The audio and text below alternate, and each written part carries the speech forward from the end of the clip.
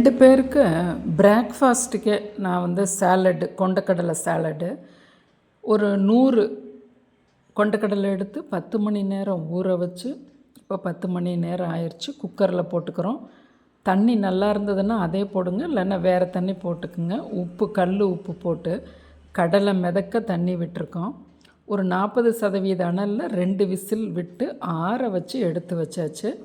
தேவையான சாலடுக்கு தேவையான இதெல்லாம் சேர்த்தா தான் நல்லாயிருக்குங்கிற இதில் சேர்த்துருக்கோம். பெரிய வெங்காயம், கேரட்டு, கொஞ்சம் ஓமப்பொடி, மல்லி இலை, தக்காளி, மாங்காய் சீசனில் கிடைச்சா நீங்கள் எடுத்துக்கலாம், இல்லைன்னா பரவாயில்ல தவிர்த்துக்கலாம். இதெல்லாமா சேர்ந்தது இந்த கொண்டக்கடலை சாலட்டு. இது எப்படி வெந்திருக்கு பாருங்கள்.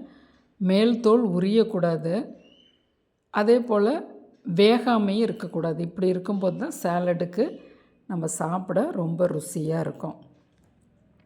வெங்காயம், கொண்டக்கடலை போட்டுறோம், வெங்காயம் போட்டுறோம். நல்லா மெலிதாக பூவாட்டம் துருவின கேரட்டு, 2 தக்காளி, நார்மல் தக்காளி, மாங்காய் துண்டுகள், மல்லி இலை, உப்பு, அந்த ஃப்ளாக்ஸு, மிளகா ஃப்ளாக்ஸு 1-2 இடித்தது, மிளகு பொடி, நீங்கள் இதை முன்ன பின்ன சேர்த்துக்குங்க. பச்சை மிளகாய் விதையை எடுத்துட்டு, இது சத்துக்காக மட்டும், உடல் எடையை குறைக்கிறதுக்காகவும் குடலில் இருக்க நன்மை செய்யும் பாக்டீரியாவை நல்லா வளர வைக்கிறதுக்காக இந்த பச்சை மிளகாய். அதோட சாட் மசாலா இது இருந்தால் சேர்த்துக்கலாம், சேர்த்தாகணுங்கிற கட்டாயம் கிடையாது. கண்டிப்பாக லெமன் பிழிஞ்சு விடணும். ஒரு 20 சொட்டு, அதாவது 100 கடலை எடுத்தோம் இல்லையா, அதுக்கான இந்த பொருட்கள் எடுத்ததுக்கெல்லாம் ஒரு 20 சொட்டாவது பிழியணும். நீங்கள் கொஞ்சம் அதிகமாக கூட பிழிஞ்சிக்கலாம்.